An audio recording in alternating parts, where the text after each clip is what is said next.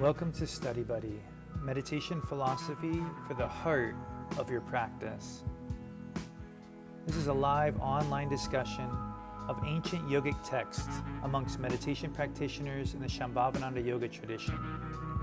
My name is Acharya Satyam, I'm the resident teacher at Konalani Yoga Ashram in Hawaii, and I welcome you with love and respect.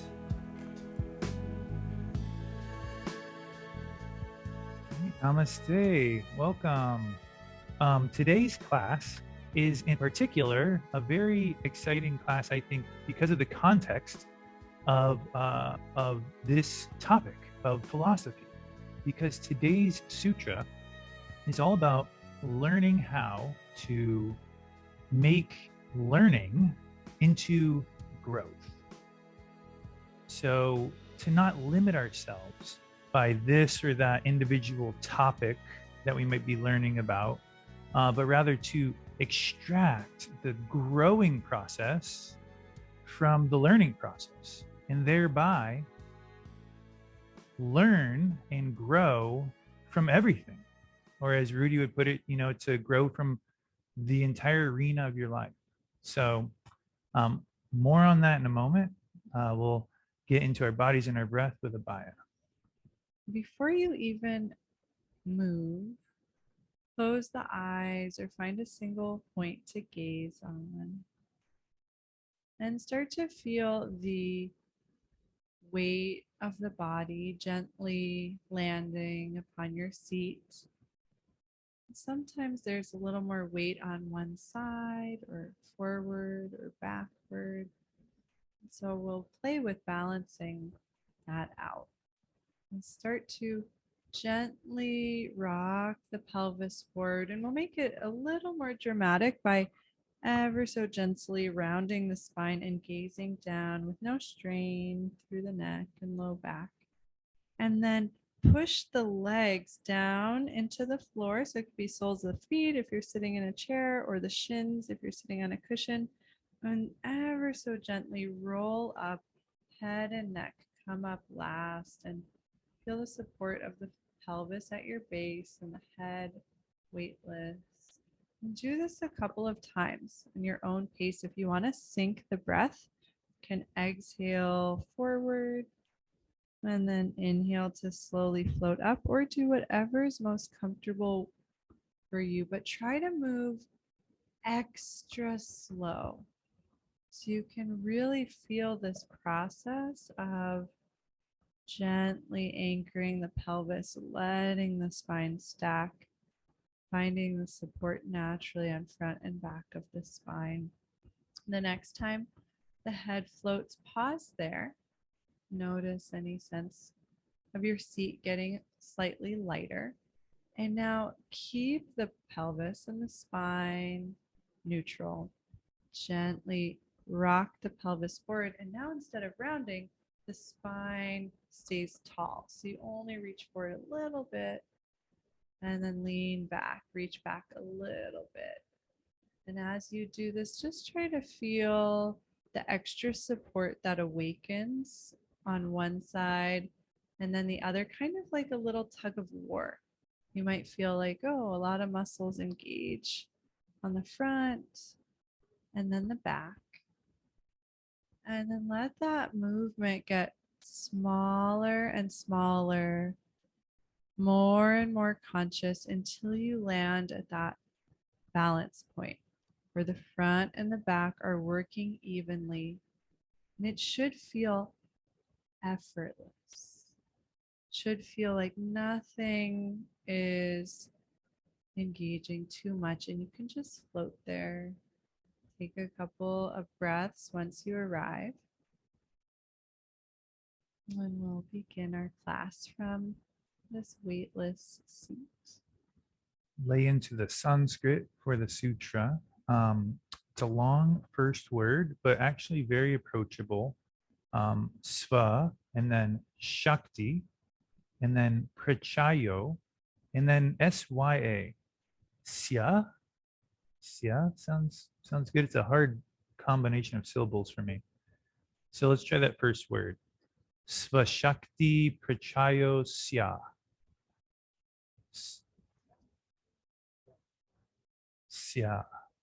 śvaśaktipracayo'sya. That's you guys again. Śvaśaktipracayo'sya. And then viśvam. So now just let's put it together for fun. Śvaśaktipracayo'sya viśvam. Śvaśaktipracayo'sya viśvam. It's a big one. For the yogi, this universe is the embodiment of their collective energies.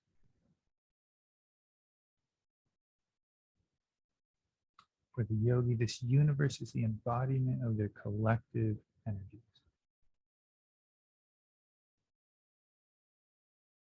As we read into this sutra, we can sort of see right away that this sutra presents us with an opportunity to dive beyond the superficial maybe meaning that the sutra might present us with, which is to say, for the yogi, the universe is Shiva. For the yogi, the universe is themself, and themself is Shiva. These statements that are sometimes it's easy to say, but how do you approach this idea that you are Shiva and that the universe is Shiva and therefore you are the universe? Like, how do you approach that? How do you use that? How do you grow from that?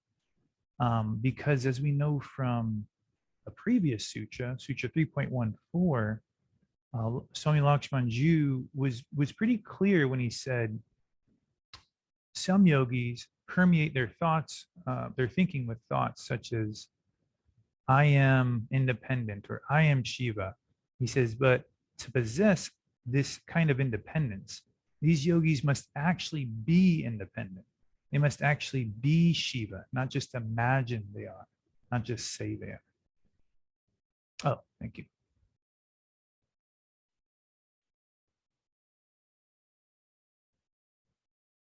So just saying everything is Shiva, hey, that's exciting news. There's no doubt about it. But I really want to be able to work with it. I want to be able to use that like today and in our practice. So how do we get to this understanding, the knowledge, the real heart-centered knowledge that the universe is Shiva, I am Shiva, and therefore this universe is my collective energies. And I hope that we can unpack this sutra together and each one of you actually can use it in a different way. My goal for this class and just always growing the class, I want to take more, I want to take more time for you to sort of self-study and self-process the sutra and do less of the just sort of plating it up. And so we'll take a few more breaks in between to discuss, more time to read. But I just want to introduce sort of an approach to this sutra that I alluded to at the introduction, that this sutra is really about learning to grow, and it's also about growing to learn about the universe, about yourself. So an analogy that I found very useful with some of the denser quotes that we're going to encounter was that of cooking, or anything you could learn, but I thought cooking was just very inviting.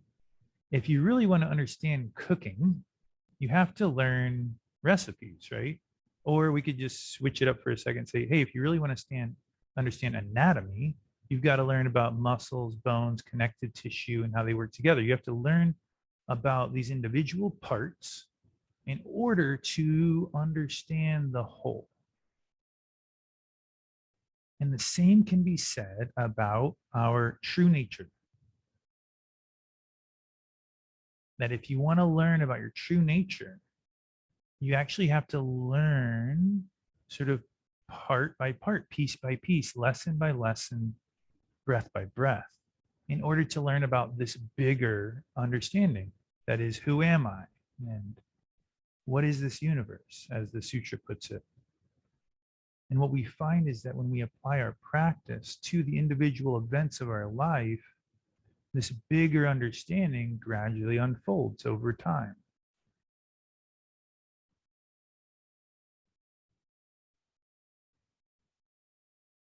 A lot of the time we associate learning with a podcast or a master class or school or a certification, or I learn on the job, or I'm a problem solver, that kind of learning.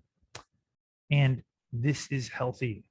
Learning is healthy. Learning is natural. Learning is valuable. But the sutras say don't stop with the topic, really be a part of the process and feel what's happening when you're learning and feel how you're growing, and then learn how to do that in any situation you find yourself in, not just the situations we call learning environments. And when we can do that, our practice really takes off, and our ability to learn follows us everywhere we go. So let's jump into the sutra. This sutra has a couple of pretty long quotes. I want to read them together as always, and then give you a chance to read them on your own. So it might mean there's a little bit extra silence.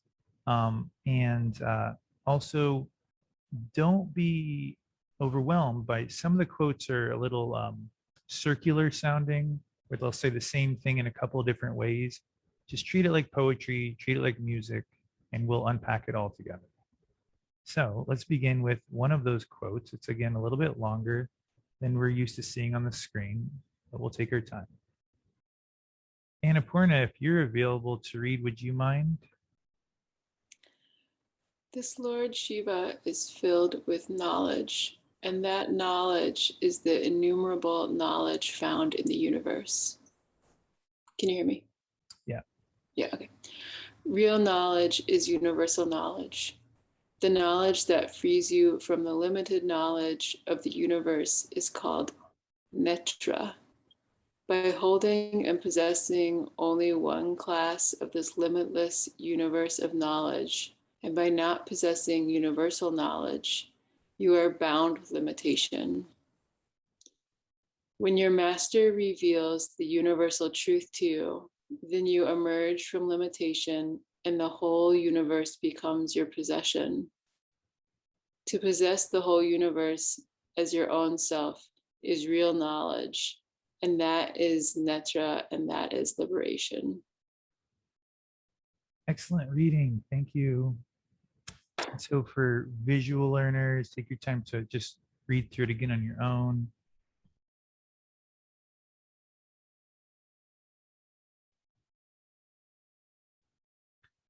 It can be helpful when studying philosophy to allow it to be almost like a yoga posture, to allow it to just move through you. We don't have to know every muscle in the body to benefit from a posture. We don't even really have to know much about it at all. We just have to let it happen. And it's very similar. So looking at, there's about 4 main parts to this quote, just to help make it clear. At first, we've got this concept of innumerable knowledge. Innumerable, so infinite knowledge. There's infinite topics, there's infinite subjects to learn about in the universe. Infinite, it's endless. But for the yogi, just learning a topic is not really big enough.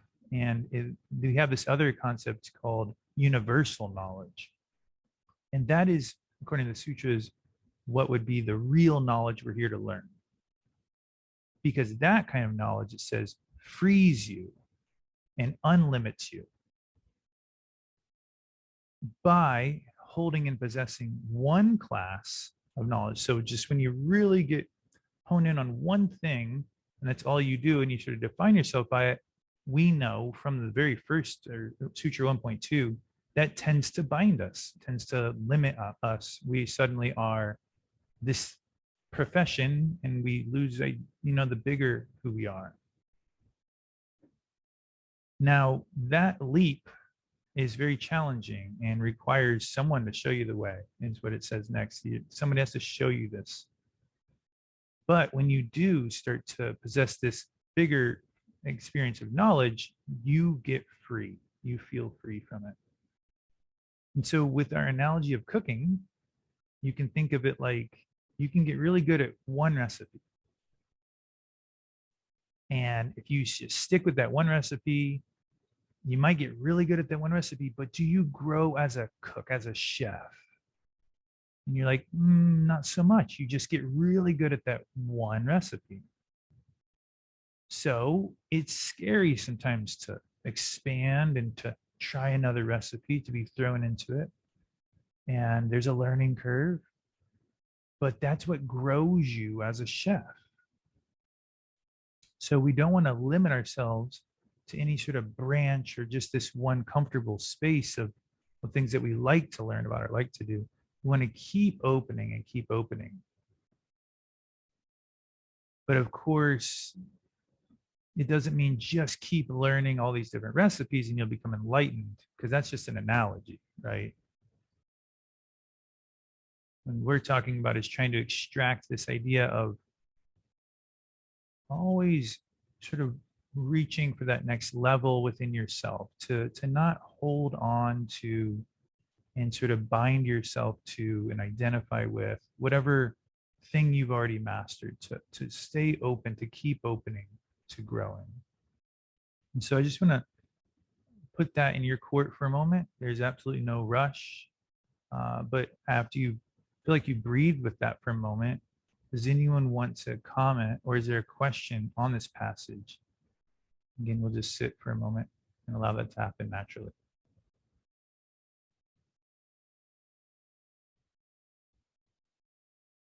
Sure, Bob, thanks. Go ahead.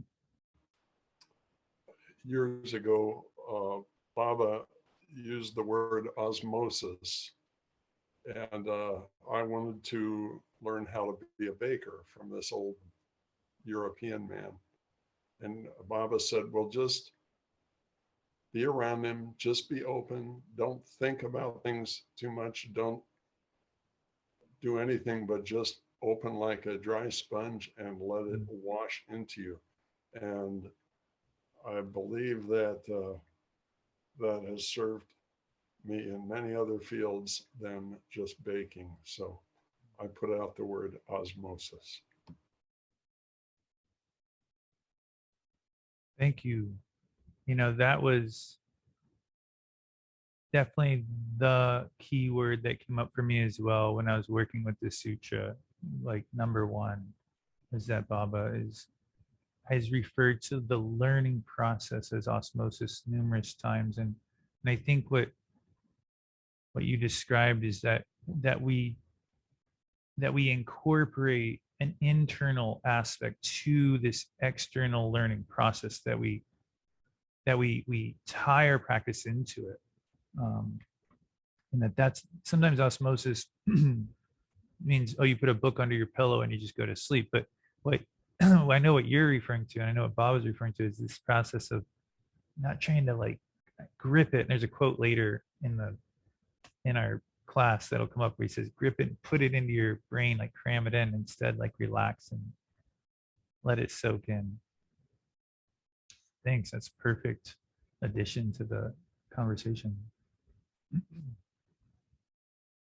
Uma, good to see you. And if you're not on gallery mode, you're welcome to do that, or hopefully you're on speaker mode so you can see Uma. Go ahead. Okay, so this just makes me think about like new technology and how like it can be so hard to like wrap your head around like something like the cell phone, like when it first came out, or like the internet, and just how like you really have to like, you can't like place like your old ideas into like this new thing, you know? You kind of have to like really like let go of just any ideas in order to like absorb what the new thing is. I don't know if that makes sense. Yeah, it does. Just breathing with that for a moment, just to sort of feel it on a deeper level.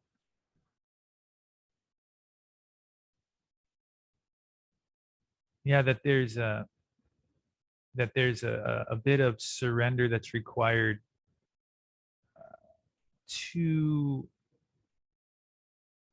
to sort of participate in a new level that's being presented to you, that you have to, as Babaji says often, like, you got to let go of how you understood the world operated on one level to make that leap to the next, and how sometimes when we do change levels in our practice, life feels unfamiliar, shaky. Babaji often says, a stranger in a strange land. Yeah. And that we have to sort of work with that internally in order to arrive at the whatever the next level is. And that's something as simple as literally just trying to learn a new operating system. Be like, where is that start button now? To something, subtler that's happening within us. Where's my start button? It's not a cup of coffee anymore. Maybe it's green tea these days. And like, I got to open up to that. That might be autobiographical. I don't know. Yeah, that's my life right now, actually. Thanks, Uma. Anyone's welcome to comment further or questions, of course. Just taking our time with this.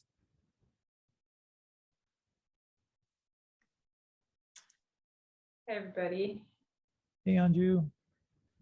It made me think a lot about, Babaji talks quite a bit about like how you can't just read something and know how to do it from a book. And so just that importance of practice and the faith you have to have in the process to like really let go and trust in yourself, just be guided along that path. And you can read about meditation and enlightenment all day, but that's not going to get you there until you start to discover what it means for yourself. And I think reading about it helps you open up to what it could be. Like, it takes some of the fear out of the possibility, but none of us can know it without doing the work to get there. Thanks, Anju.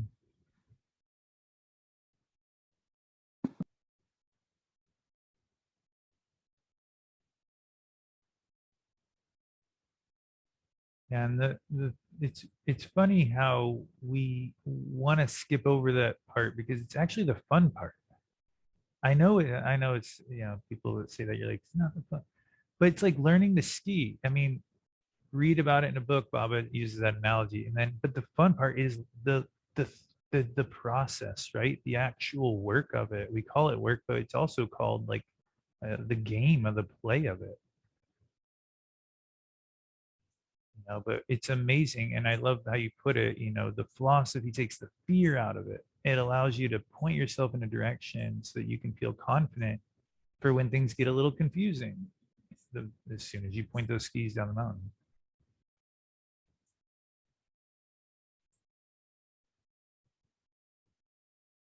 But even just taking a breath right now, it feels like, there's a feeling of skiing down a mountain, just breathing into your heart. How there's like a terrain, there's a slope to it. There's a velocity. And there's an experience. There's an actual experience of it, just like you would have an experience skiing.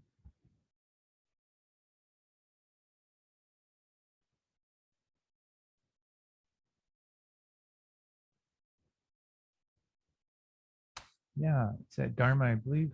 Yep. Yeah, I'm thinking about knowledge, and described real knowledge, and then this limited knowledge. And I think that the limited knowledge that is described is that sort of the perception of, like, the perceiving and the object, sort of the understanding something as sort of like relational. So it's like I'm a self and I see this other thing, and therefore I know it because I'm perceiving it. And if that's a state of duality that is just sort of part of the human experience, I think. And that's how I'm sort of reading it, as that limited knowledge, and that real knowledge is something different than that. I think. I think you're really on point, bringing up the dualism and non-dualism, which is a term that I think we learn almost like surrender, where you learn it as you grow and as you read and as you evolve, because the word non-dual is really so unfathomable by definition. It is experiential, and so yeah, I mean we have to learn things. We have jobs to do. We have families to raise. We have to be a part of our life. The common misconception is that we're sidestepping that somehow and can connect with Shiva just differently. But the sutra is very clear that it's through the object that you unpack the experience of Shiva, that it's through your work. And then later on in the sutra, it's also very clear to say meditation is the only way we know how to do this. Meditation is literally what teaches you how to do this so that you can do it in your life. So thanks for bringing up the dual and the non-dual, and hopefully we just keep on being more and more familiar with that term as we approach it.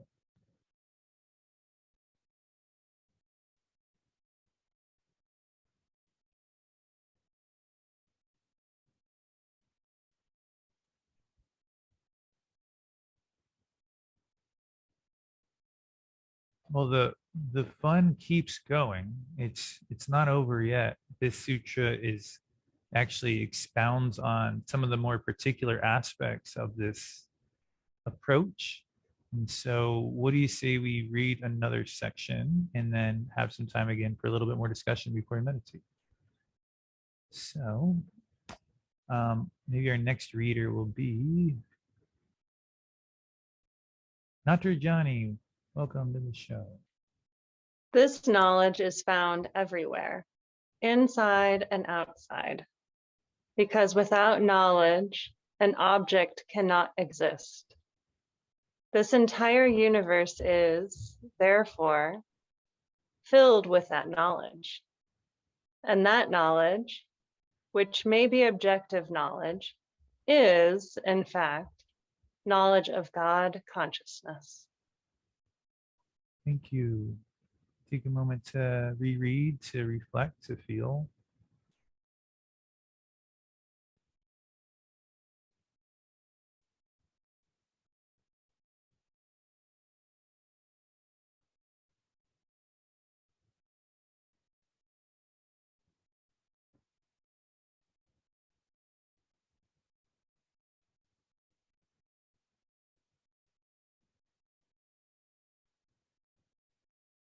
All right, so it's unlimited resources for knowledge. It's inside and outside. So again, we're not rejecting some kind of external approach to knowledge. We're just saying it's not just there, it's also inside of you. And there's a little bit of trickiness for me. I felt a little like it felt slippery in the middle of this.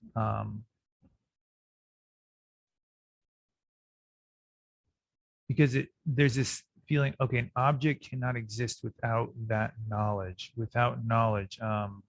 and that knowledge, which may be in the knowledge of an object, is in fact knowledge of God. So we might think we're we're learning a certain recipe when we're cooking, but we're actually learning about cooking, right? But we can only sort of grasp this recipe, this one thing, and we think, okay, I'm just learning this recipe, I'm just learning this topic, this subject.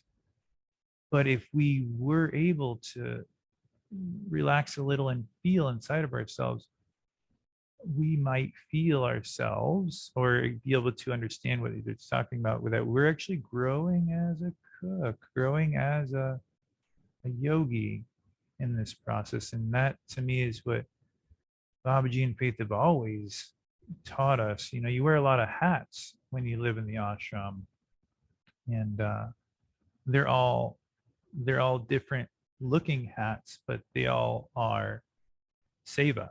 You know, they're all about growth. And so maybe the cabin manager one year, the office person, and next year on construction, the next year, etc. But in a way that almost fluctuation keeps you clear that, like, oh, it's just about growth. It's not about this or that object.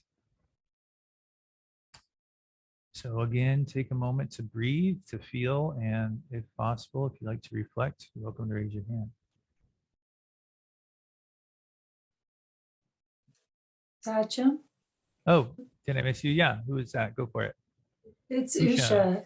Hey. And for some reason, when I was reading it, I went a different way. And just trying to, if you replace the word knowledge in this whole thing with awareness, Okay.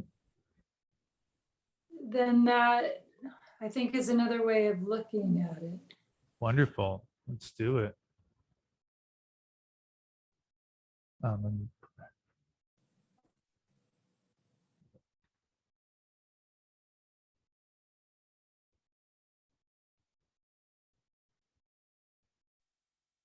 Yeah, can I piggyback on what Usha just shared? Go for it, Nana Devi. That's I really like your analogy, Satjam, of cooking and skiing, because those are two things that I really connect with. So like when I'm cooking and in the flow, I'm like a multi-armed Hindu deity, you know, and I'm not in the mind. It's like the cooking is happening. And then when I'm skiing and really in the flow, it's like a dance down the hill, you know, and I'm not thinking. I'm just, my body knows how to react and float. And so to me, those sensations I'm describing, you know, that's the Shiva consciousness that the sutras are talking about. And I get a glimpse of it with those two activities for me personally. That is so exciting and helpful. That was really, I could really feel that, you know, the way you described the process of cooking and skiing, and how as a yogi, you're able to feel that it's like that next layer. Like there's a lot of people who could ski like that or who could cook like that, but as a meditator, you get more and more familiar with that space of what Usha was helping us see, is that space of awareness, that and that those activities become vehicles for you to re-experience it. So it's not just on the cushion or just on the mat, you know, or just during seva. It actually can be a part of those joyful times when we really do, like Nana Devi is saying, get in the flow. It's an experience of the flow. Sometimes it's the easiest place to find it.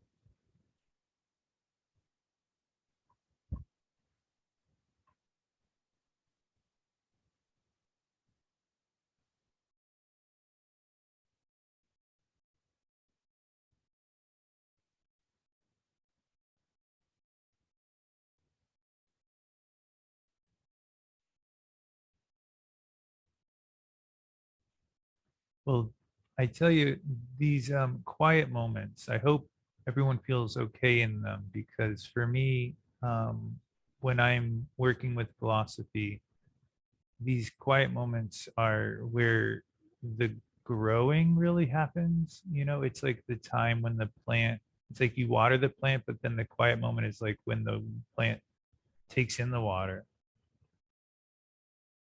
So it's an essential part of the process, and I'm sure everybody feels fine in them, but just in case it's like a new space, to breathe and to just continue to cultivate your inner practice, and just to soak in not just the sutra but also the sangha, the time being together.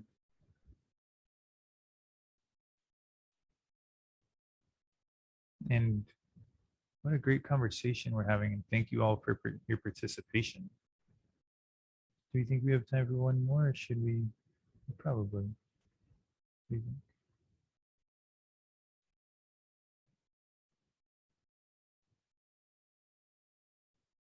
All right, we'll try one more. We might come back to this one and start from here next time too. So we'll try one more. Now, Yogita, you had said you were really looking forward to reading on the screen. I thought that was super cool. So would you like to read this one? Oh, you got to unmute. Go for it. You got to unmute first. Okay. Okay. Learning to grow, growing to learn.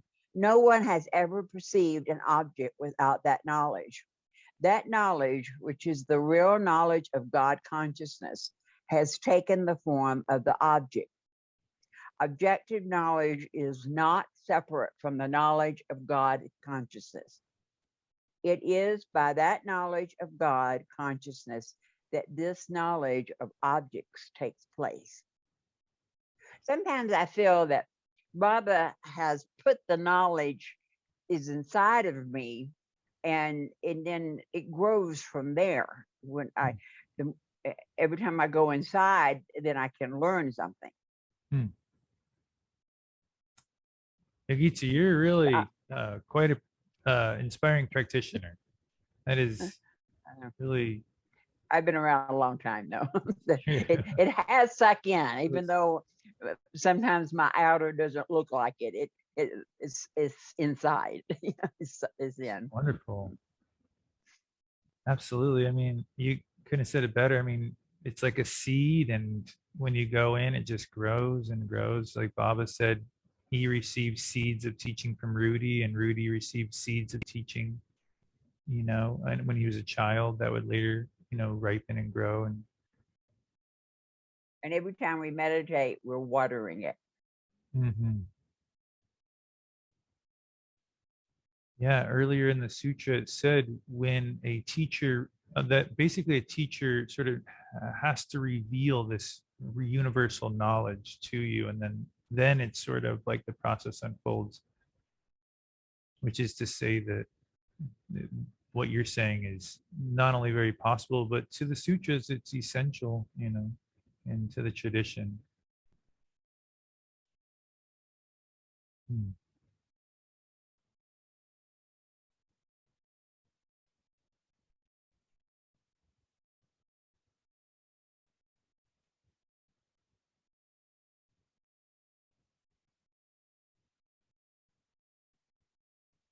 No one has ever perceived an object without that knowledge. When I hear, when the natural state, our practice, just those kind of phrases remind me of how releasing doership is so essential to growing and to learning. We think we have to do it, and we're in the sutra sitting here saying, not only do you not have to bring the God to the object, you've never perceived an object without it being there. It's really just a matter of expanding to notice it. Okay.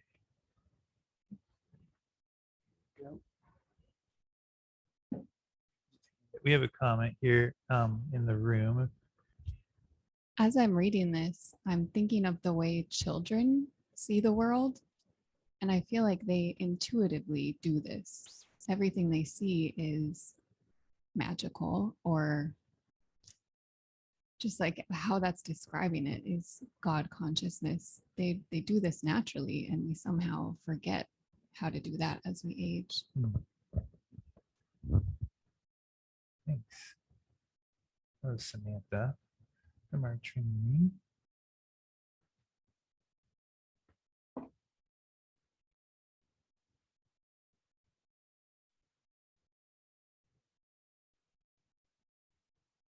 Yeah, and who learns the fastest out of all of us? Oh my goodness. Children are relentless learners because they're just so absorbed in this process. They're so fully committed to it. There's actually science that shows adults could learn languages, should and can learn languages faster than children, but it's our attachment, to being right and our trepidation at saying the wrong way or the wrong word that sort of hold us back. Whereas children get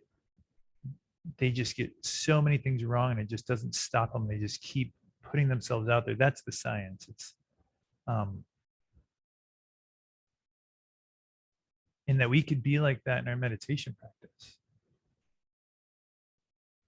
It's one thing to learn about it, which we will meditate here in just a second. But it's another thing to just throw yourself into it, just like a child, just fully from the heart and without any trepidation at quote unquote doing it wrong, just doing it. So that's a great segue for us. We've got the last 15 minutes of class to meditate together. So you're welcome to shuffle around in your seat. Make sure you feel steady.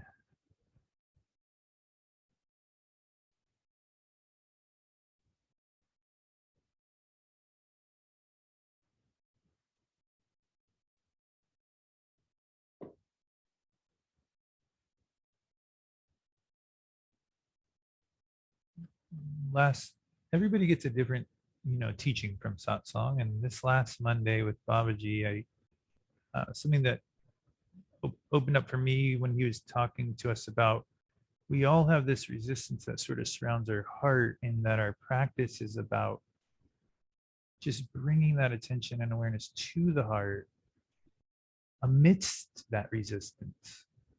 Just that's it. And really resembles the learning and the process. It's like all we have to do is just keep bringing our attention to our heart and expanding from there, and the learning, the growing happens naturally. So take a moment to swallow, release any tension in the throat, and allow your next breath to come in through the nose and make its way down the throat to the heart. As you exhale, try to leave your focus there.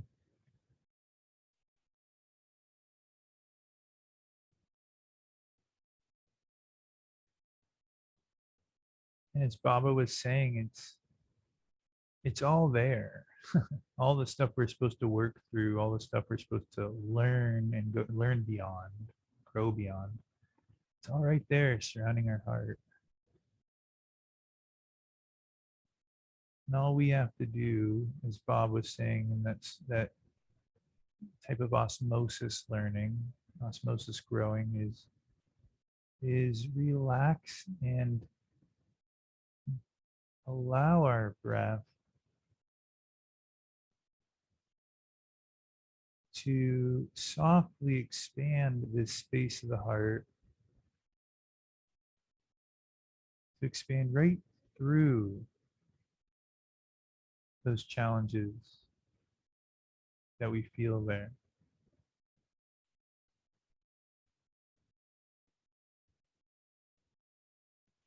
You don't have to push anything or pull anything. You just have to expand from that center point of the heart through any container that surrounds it.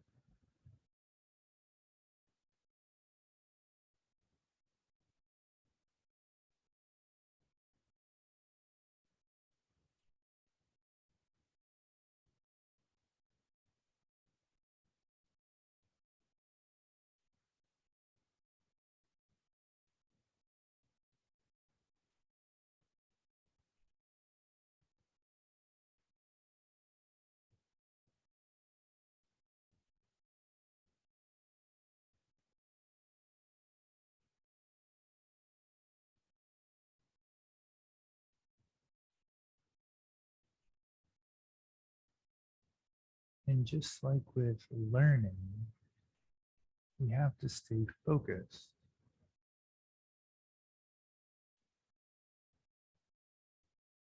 You have to be a part of each moment of the process in order to make it work.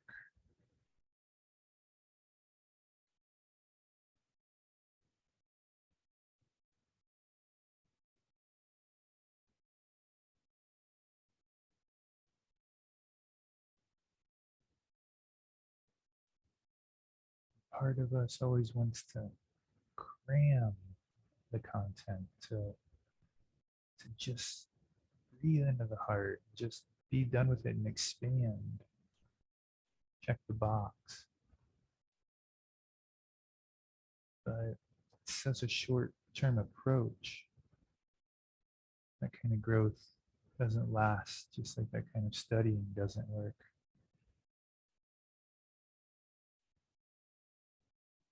We actually have to change a little bit.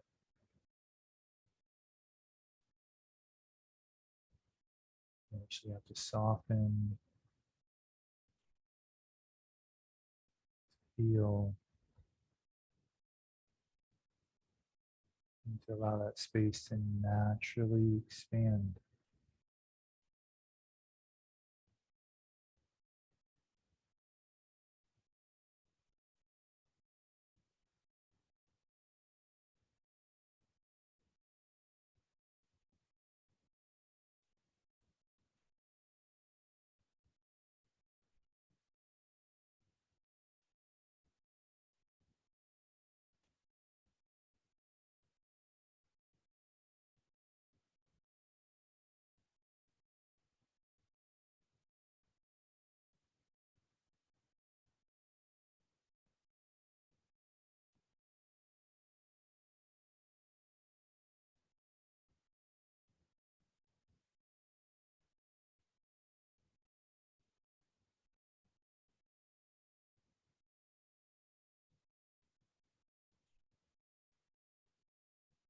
To help the mind focus, and just feel free to bring the mantra Om Namah Shivaya to each breath.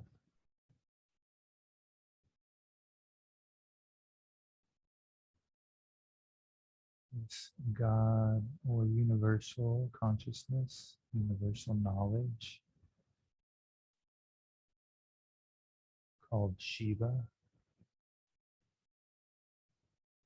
Bringing that to each breath flow.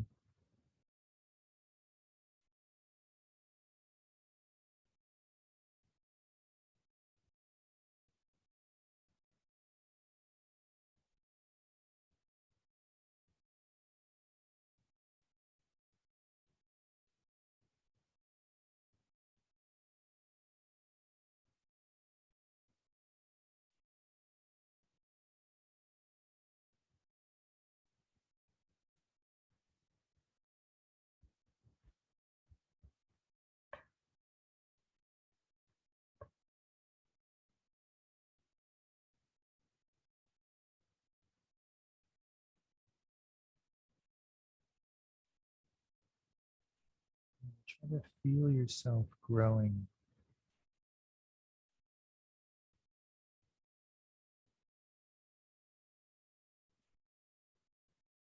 You can only perceive a plant growing, it seems, through time lapse. I bet you the plant can feel it.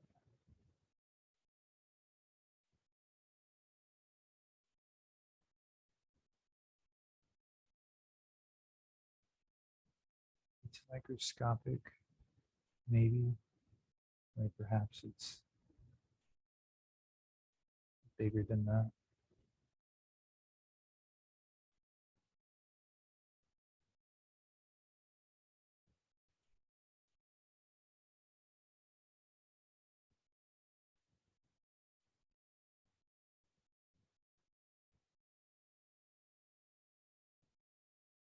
The breath flowing into your heart, the mantra flowing with your breath, almost like Nanda Devi describing flowing down the slope.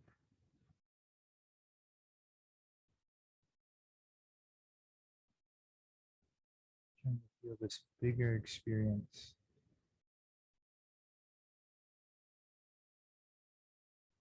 of awareness.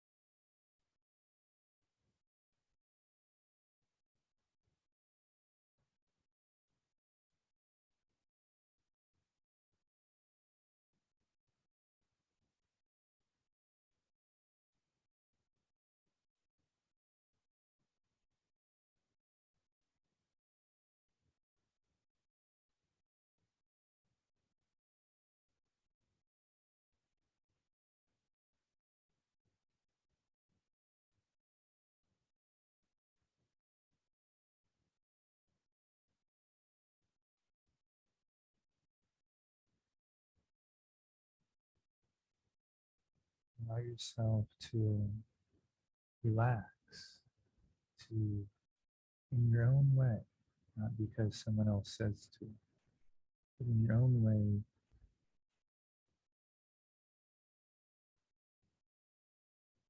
relax your way to this growth,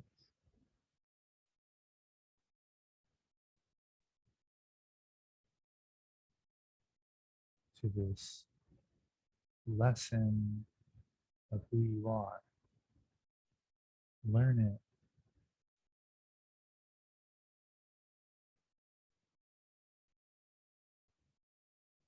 By letting go a little bit.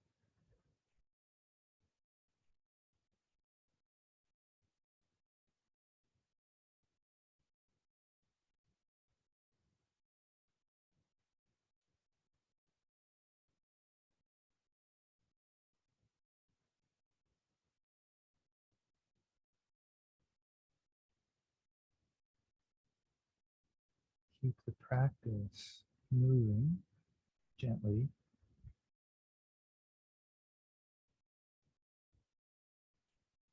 But try to feel the growth.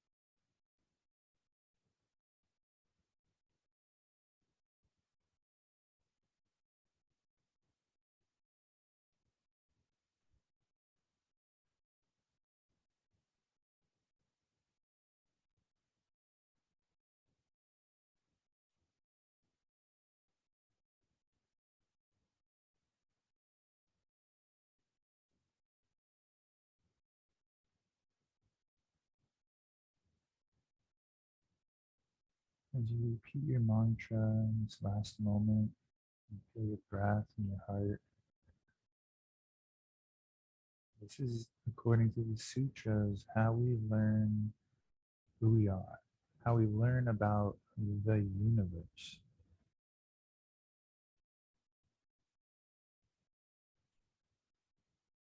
And that this ability makes us more skillful, more capable learners and growers in our daily life.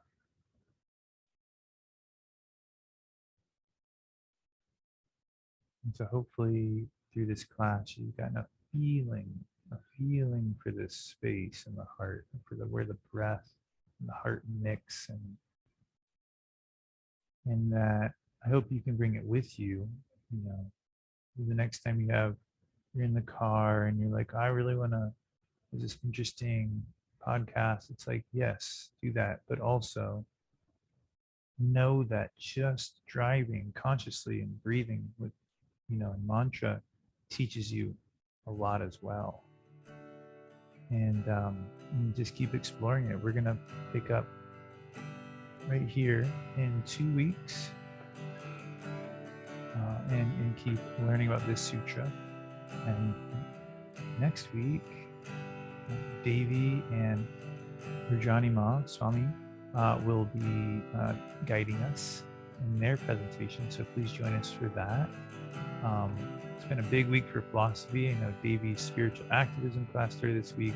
Arjun had his class this week. We have this class. So thank you everybody for carving out so much time to be together as a Sangha and to practice.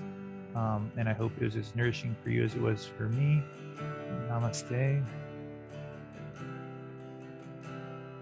And if you'll humor me, I've always wanted to do this. Thanks, Shirley and Bob.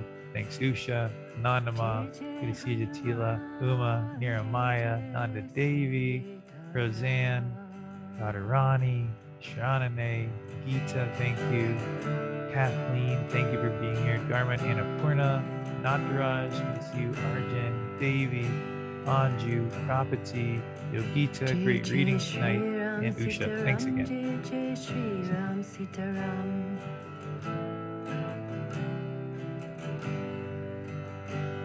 Jai Shri Ram Sitaram, Jai Shri Ram Sitaram.